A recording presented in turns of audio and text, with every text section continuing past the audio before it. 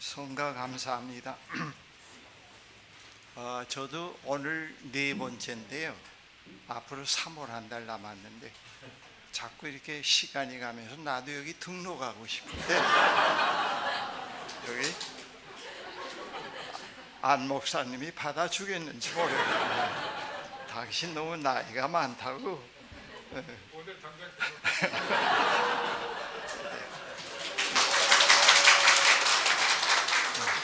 고맙습니다. 우리 신앙생활에는 가끔 이런 유머가 필요해요. 유머가 필요합니다. 제가 이 영성관계를 좀 생각을 해오고 있는데 이 영성생활에 나중에 자꾸 이렇게 조금 시간이 가고 조금 익숙해질수록 유머가 많아지네요. 천박한 유머가 아니고, 그리고 또 부부와의 관계에서도 그래요. 그래서 이것도 유머도 참 좋은 거구나 그런 생각을 해봅니다. 신구약 성경에서 이제 하나님의 그 상 이미지입니다. 하나님의 그 이미지가 가장 아름답게 묘사되어 있는 것이 시편 23편입니다. 추상이 아니고 상당히 구체적으로 구상으로 묘사가 되어 있습니다.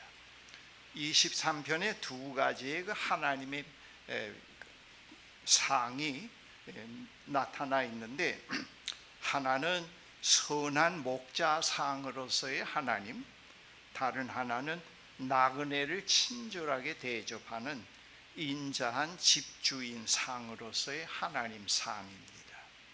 시의 도입이 여호와는 나의 목자시니 내가 부족함이 없으리로다 라고 시작이 됩니다. 시에 하나님의 백성을 양으로, 그리고 하나님을 선한 목자로 묘사합니다. 옛날 그 유대인의 주된 생업은 농사가 아니고 유목이었습니다. 그들은 주로 양을 기르는 유목민들이었습니다. 그들의 그 부는 양의 수에 따라서 측정이 됐습니다. 양이 적으면은 가난하고 양의 수가 많으면은 부자입니다. 그 당시 관습에 따르면은 그 지역별로 공동 양우리를 만들어서 그 지역에 있는 각 소유주의 양들을 한 우리에 넣어서 관리하곤 했습니다. 목자는 그 자기의 양들을 먹이기 위해서 양우리에 가서 자기 양들을 이제 불러내는데, 제가 100마리 있는 우리에 제 양이 있는 곳에 가서 제가 제 목소리로 뭐라고 불러내면은 어떤 얘기인지는 잘 모르겠습니다만은, 다른 소유주의 양들은 가만히 있고 제 소유의 양들만 다 일어나서 나옵니다. 여러분, 작년 그 뉴질랜드 홍수 때 그 뉴질랜드는 그 소나 양들을 다 방목을 합니다. 그런데 그 소를 방목하는 그 자리가 무너지면서 소가 상당히 여러 마리가 급류에 떠내려가는데, 제가 그 영상을 봤습니다. 누가 보내줘서. 근데 그 뚝에서, 육지에서, 강가에서 그 주인이 크게 뭐라고 얘기하니까 떠내려가던 소들이 전부 다 주인을 향해서 헤엄쳐 나오는 걸 봤어요. 저 소들이 주인의 음성을 알아듣고 있구나, 그렇게 생각을 했습니다.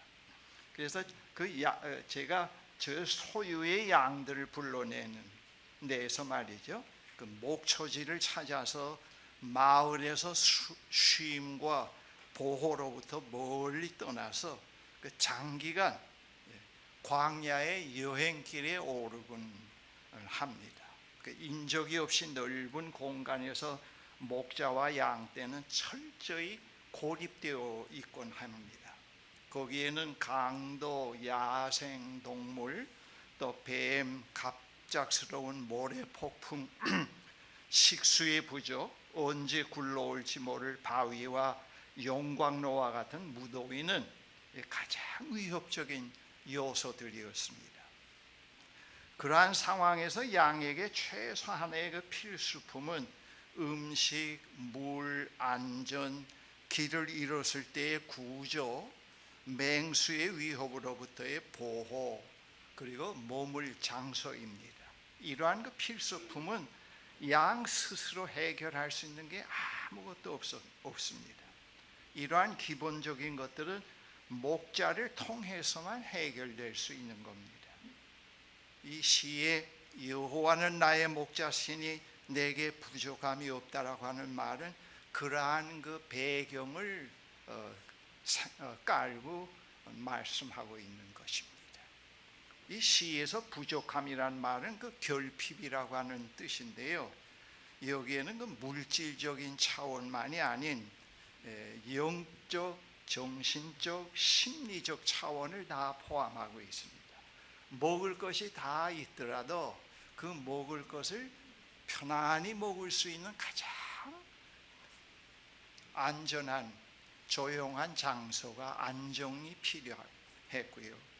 그 다음에 또 다른 어떤 보호가 필요했기 때문에, 그래서 여기서 그 결핍이라고 하는 말은 물질적인 차원만이 아니고 그 심리적으로 정신적인 영적 차원이 다 포함합니다. 이러한 그 결핍을 채워줄 수 있는 분은 오직 목자이신 선하시며 인자하신 목자와 집주인과 같은 하나님이시라는 것을 본문에서 말씀합니다. 하나님의 백성들은 선한 목자이신 하나님의 인도와 보호 가운데서만 결핍을 채울 수 있다고 하는 것을 여기서 말씀합니다. 이 시에서 목자가 양들의 결핍을 구체적으로 채워가는 과정이 매우 자상하게 여기에 나타나 있습니다. 2절에 그가 나를 푸른 풀밭에 누이시며 쉴만한 또는 잔잔한 물가로 인도하시는도다. 여기서 그 푸른 풀밭은 매우 안정된 목초지를 의미합니다. 야생동물이나 다른 어떤 방해에서부터 다 보호가 되는, 아무리 풀이 많더라도 그런 보호가 되어 있지 않는 자리에선 양이 풀을 뜯을 수가 없습니다. 안절부절하게 되기 때문에. 그 다음 여기서 물가라고 하는 것, 쉴만한 물가라고 하는 것은 양들은 흐르는 물을 마시질 못해요.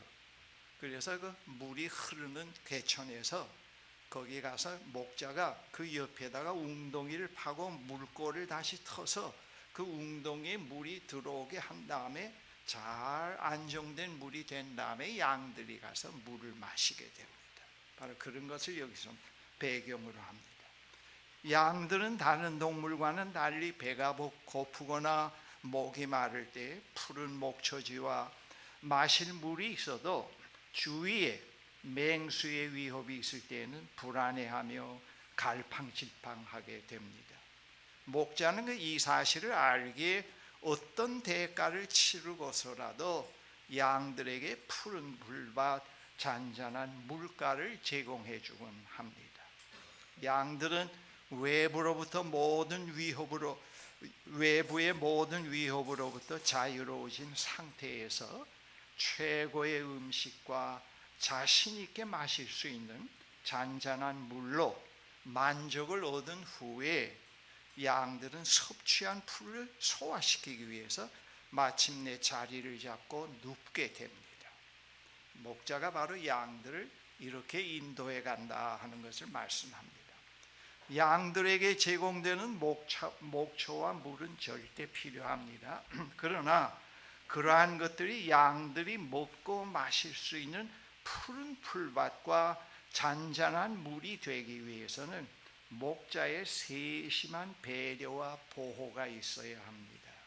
시에서 하나님의 세심한 배려와 보호가 그러한 목자의 행동으로 묘사되어 있습니다. 하나님의 백성이 사는 현실에서 쉼과 평안이 하나님과 함께 하는 데서 제공된다는 것, 영적인 어떤 생동감, 살아갈 수 있는 영적인 에너지, 정신적 안정, 정신적 불안에서 벗어날 수 있고 심적인 평안, 이 모든 것들이 하나님께서 주실 수 있는 것이라는 걸 말씀합니다. 인간에게는 이것이 절대 필요하다고 하는 것, 물질적인 것만 주시는 하나님이 아니고 그 이상의 것을 하나님이 주신다. 여기서 말씀합니다. 이 세속사회에서 분주함과 소란함, 염려, 불안의 일상에서 푸른 풀밭, 잔잔한 물가는 하나님으로부터 옵니다.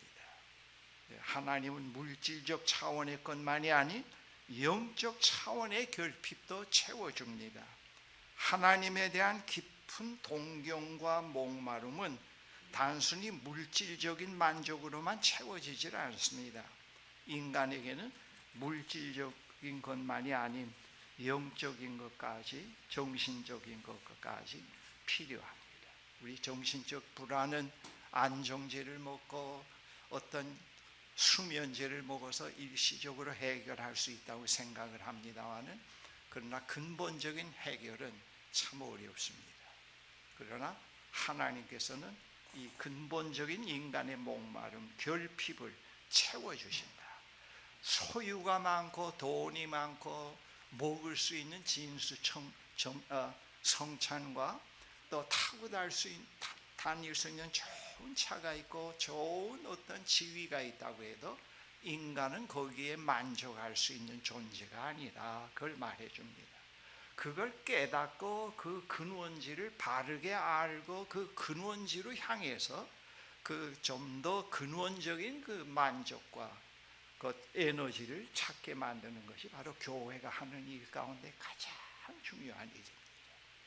교회가 물질적인 것만 채워주시는 하나님으로 소개하면은 그건 세상 레벨과 똑같은 레벨입니다. 오히려 그런 거는 교회 나오지 않더라도 이 세상 교육과 그런 훈련만 잘 받으면은 억대가 될 수가 있죠. 그러나 그 이상 그것이 있어야 된다. 그렇게 말씀합니다. 푸른 풀밭, 잔잔한 물가에서 발생되는 중요한 일이 있습니다. 여기 본문의 3절에 보면은 영혼의 소생함을 말해 줍니다. 즉 영적 리뉴얼입니다. 3절에 내 영혼을 소생시키시고 자기 이름을 위하여 의의 길로 인도하시는도다.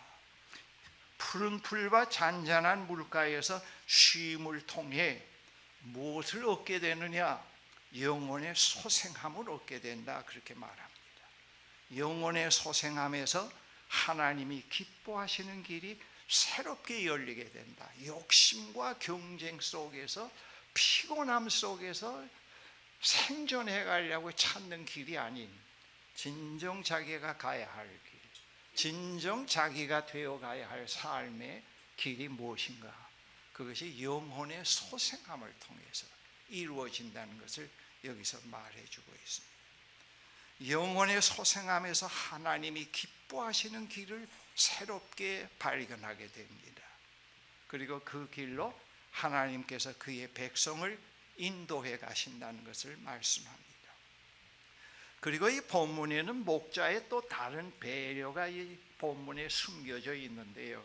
이 목자는 양떼를 뒤에서 몰아가지 않고, 제가 뉴질랜드에 가서 그 양들을 많이 봤어요. 먼저 목자가 앞서서 갑니다. 뒤에서 막 몽둥이를 후려쳐서 달리게 하지 않고 목자가 앞서서 갑니다. 목자가 양떼를 인도해가는 과정에는 높은 언덕, 지나가긴 어려운 협곡, 넓은 평원, 또 맹수의 위협도 있습니다. 때때로 양들 가운데는 목자가 인도해 가는 길을 벗어나서 홀로 자기 나름대로 이탈할 때도 있습니다. 그 길로 가다가 계곡에 떨어지는 과정에서 가시나무에 걸릴 때도 있습니다. 그래서 피가 막 날 때도 있습니다. 그러한 경우 목자는 그 양의 울부짖는 소리를 앞에서 양떼를 인도해 가다가 듣는다고 합니다. 다른 사람은 못 듣는데 목자는 듣는데요. 그때 목자는 99마리의 양을 다 앉게 하고 그 한 마리의 양의 울음소리를 듣고 찾아갑니다.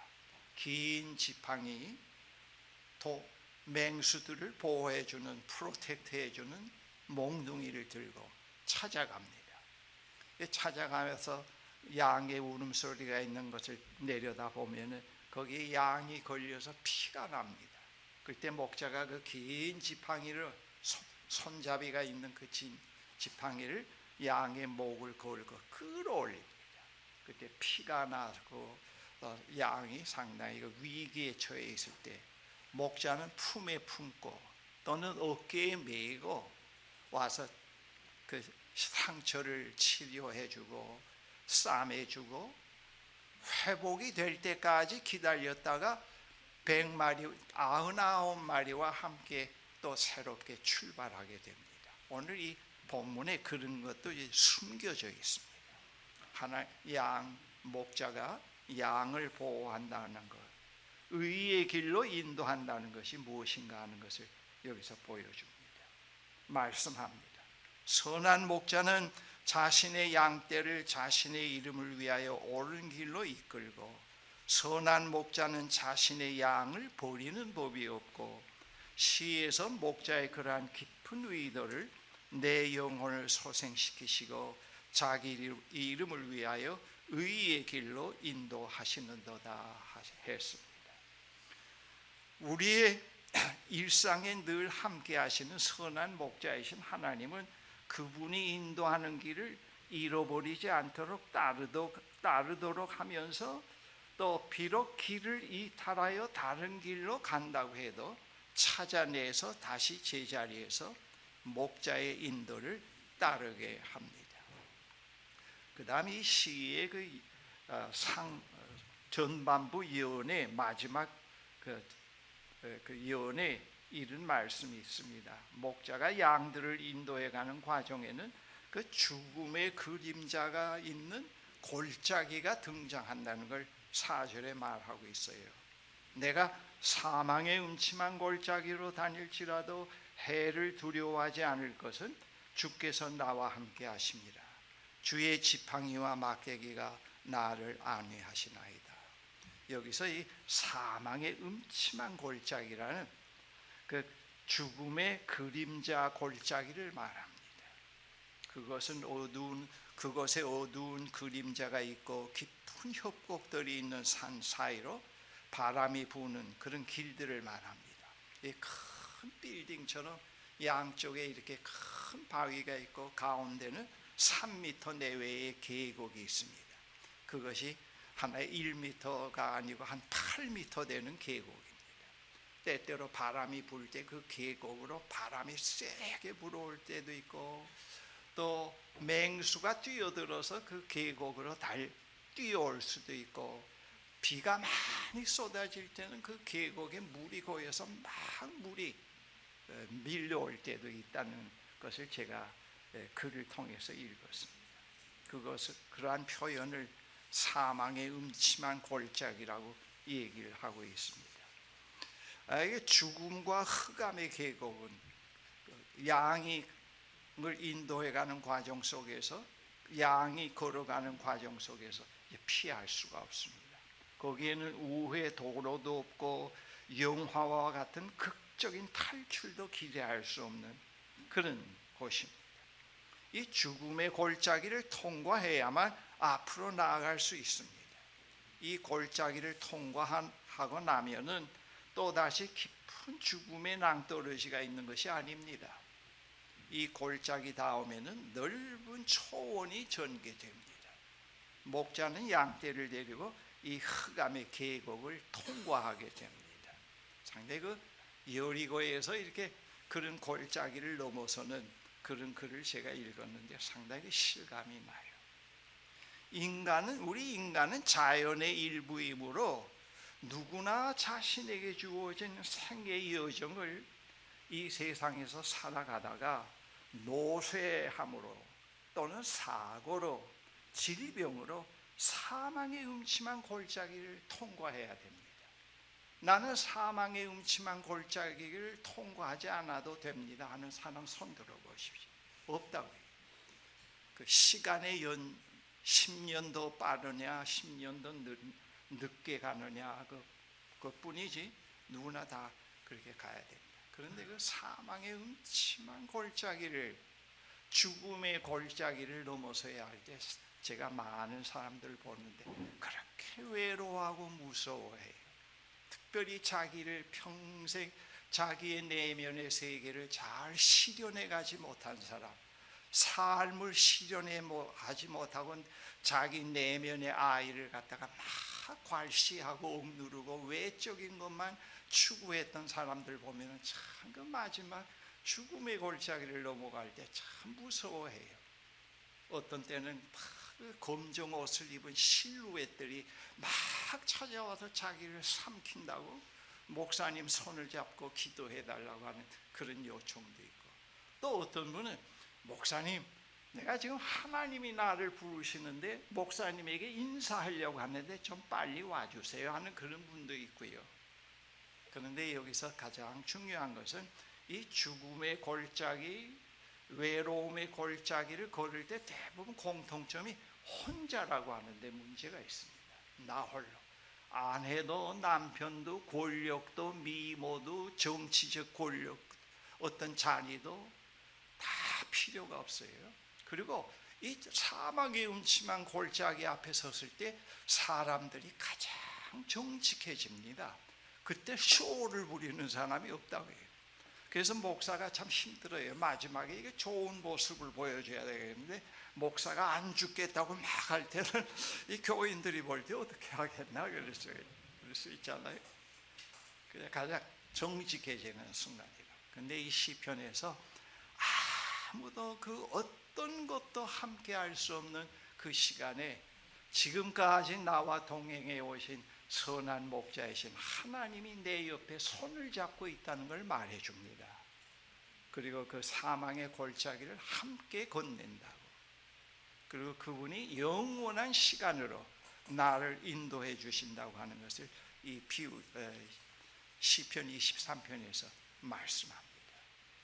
그래서 우리는 사망의 음침한 골짜기가 우리 앞에 다 있습니다. 사망의 음침한 골짜기가 언제 건너야 될 시간인지 그 시간차는 좀 있다고 봅니다. 저는 미래 시간이 얼마 남았는지 모르지만 매우 가깝게 있다고 봅니다. 그래서 조금 언어의 표현을 바꿨어요.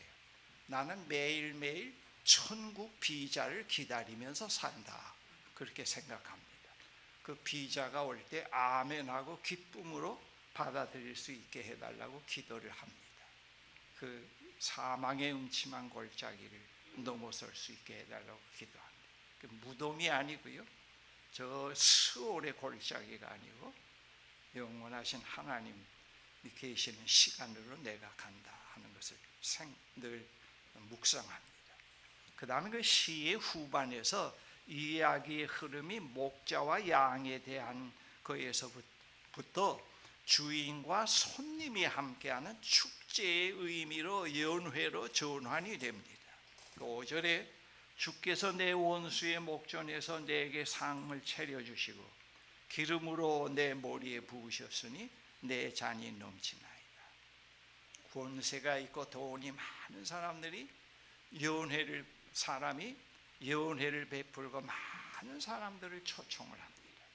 그 초청한 사람 중에 그 연회 초청을 베푼 주인이 가장 존경하고 사랑하는 거기 왔을 때 그분을 앞에 오라 그러고 머리에 기름을 붓고 그 다음에 그 잔을 보통 3분의 2의 잔을 포도를 따라준다고 하면은 모서리까지 넘치게 포도주를 따라주는 그런 장면을 연출하면서 이분이 내가 가장 존경하는 분이라고 하는 걸 보여주는 그런 장면을 여기서 연상하게 됩니다. 상당히 자존감을 높여주고 거기서 존귀함을 표현하는 대주는 것을 말하는데, 여기서 이 시의 후반에서 바로 하나님은 그러한 인자한 집주인으로 묘사되어 있습니다. 즉 원수를 피해서 도망쳐온 사람 혹은 길을 가다가 지친 나그네를 다른 사람들은 다 돌보지 않는데 그 나그네를 마다하지 않고 친절하게 영접하는 집주인으로서의 하나님을 여기서 말해줍니다. 다른 사람들 다 버리고 냉소하고 매스컴까지도 다 그 사람에게 불리하게 얘기해서 혼자서 외롭게 오는데 원수들이 죽이고 그를 모함하기 위해서 막 달려오는데 누구도 그 원수들 앞에서 이를 맞이할 수 없는데, 그러나 숲속에서 아주 인자하게 생긴 한 분이 나타나서 원수들에 대한 몽둥이, 그들의 근육질, 그들의 깡패 기질에 대해서 조금도 두려워하지 않고 침착하게 그를 품에 안고 자기 집으로 데려가서 그를 위해서 씻을 물을 주시고 기름을 바르고 포도주 잔을 따라주는 그런 걸 여기서 보여줍니다. 뒤쫓던 원수들이 감히 그 주인에게, 집주인을 해꾸지 못하고 멀리서 닭쫓던 개처럼 멀리서만 바라보는 이 시편에서 원수들 앞에서 내게 상을 베푸셨습니다. 아주 그 기가 막힌 시적 표현입니다.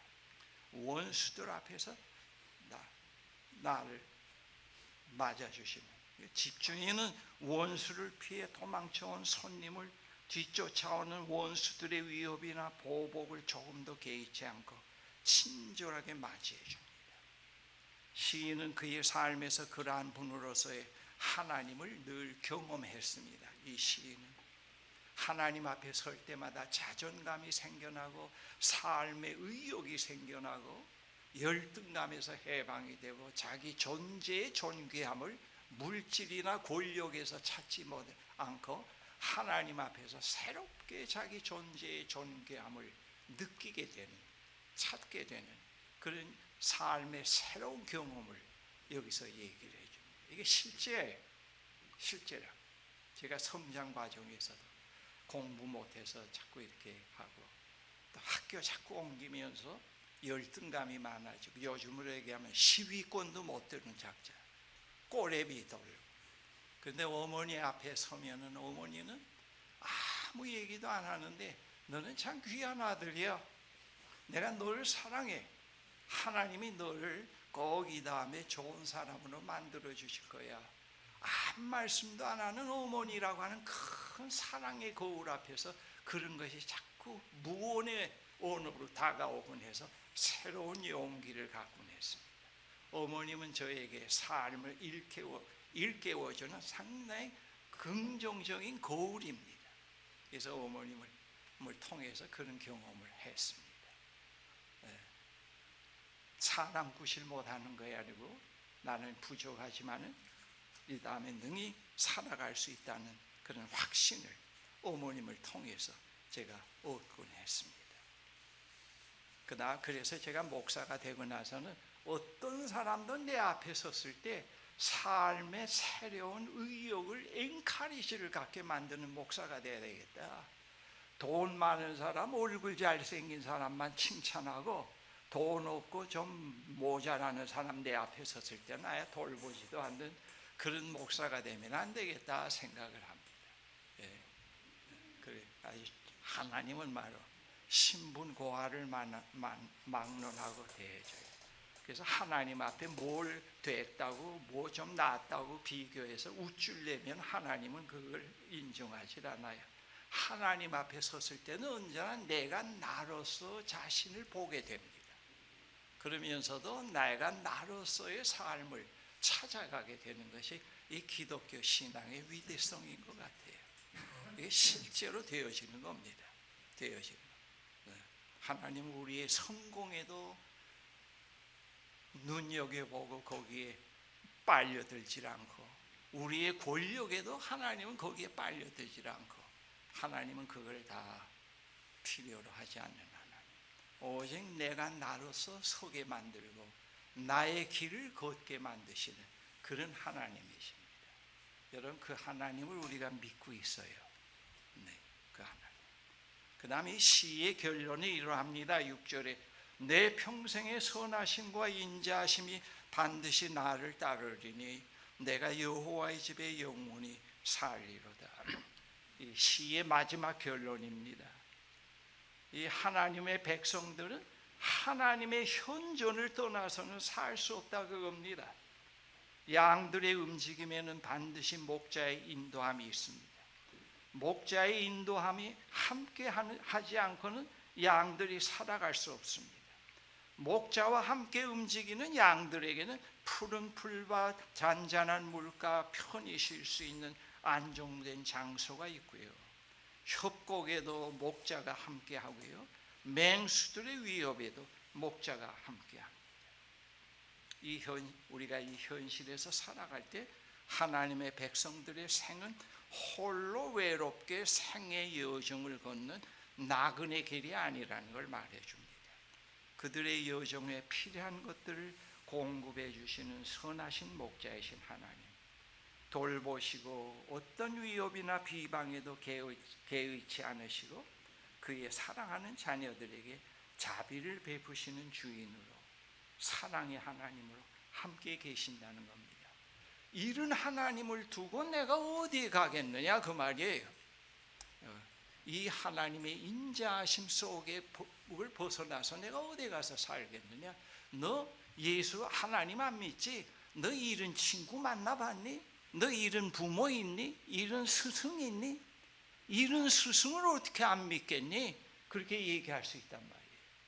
예수 믿으면 곧 코로나에 안 걸리고 자동차 사고도 안 나고, 그런 복음은 그 가짜 복음이라고. 일주일만 살아가면 그거 다 펑크가 나거든. 그렇게 안 되고 신앙이 유지가 안 된다고. 그거 가짜라고. 그러나 여기서 너 이런 하나님 만나봐? 이런 분이 친구 있니? 이런 스승이 있니? 이런 부모와 같은 사람이 있니? 너 이런 분을 어떻게 내 생애 속에서 안 믿겠니? 이런 분을 떠나서 내가 어디로 가겠냐? 그 말이에요. 국민의힘에 가겠냐? 더민주당에 가겠느냐? 뭐 그게 없단 말이죠. 이런 하나님을 나는 믿고 있어. 80여 년 동안 이 하나님이 진짜라고 하는 것이 자꾸 확인이 되어 가고 있어. 그 남은 생도 이분이 나를 버리지 않을 거야. 그 희망으로 내 남은 생을 살아. 그렇게 얘기할 수 있단 말이에요. 여러분, 이 하나님을 우리가 믿고 있다고 해요. 얼마나 우리가 행복한지 몰라요. 이 하나님을 여러분 꼭 붙잡고 매일매일 이 하나님의 인도하는 길을 따르려고 이 하나님의 말씀을 알아듣는 훈련을 해가도록, 그렇게 하면서 우리가 하루하루 인생의 여정길을 살아가야 됩니다. 여호와는 나의 목자시니 내게 부족함이 없도다. 말씀 이걸 항상 여러분들 마음에 간직하셔야 됩니다. 기도하십시다. 사랑의 하나님, 감사합니다. 하나님은 우리들의 생애 속에 성공했을 때만, 위기에 처했을 때만 함께 하시고 어떤 이해관계 속에서 우리를 찾아오시는 분이 아니십니다. 선한 목자이신 하나님, 인자한 집주인의 하나님 같은 하나님으로서 우리의 평생의 이 생의 여정길에 함께 하십니다. 얼마나 감사한지요. 감옥에 있을 때도 함께 하시고요, 질병에 걸렸을 때도 함께 하시고요, 위기에 있을 때도 함께 하시고요, 권력을 가졌을 때도 함께 하시고, 약할 때도 병들었을 때, 강할 때도 함께 하십니다. 그리고 우리가 진정 참된 인간으로서 살아갈 수 있는 의의 길로 우리를 인도해 가시는 하나님, 감사합니다. 하나님, 남은 우리의 생이 이 하나님과 함께, 이분 하나님과 함께 하는 우리의 남은 생임을 우리가 알고 깨닫고 감사를 드립니다. 예수 그리스도의 이름으로 기도합니다. 아멘.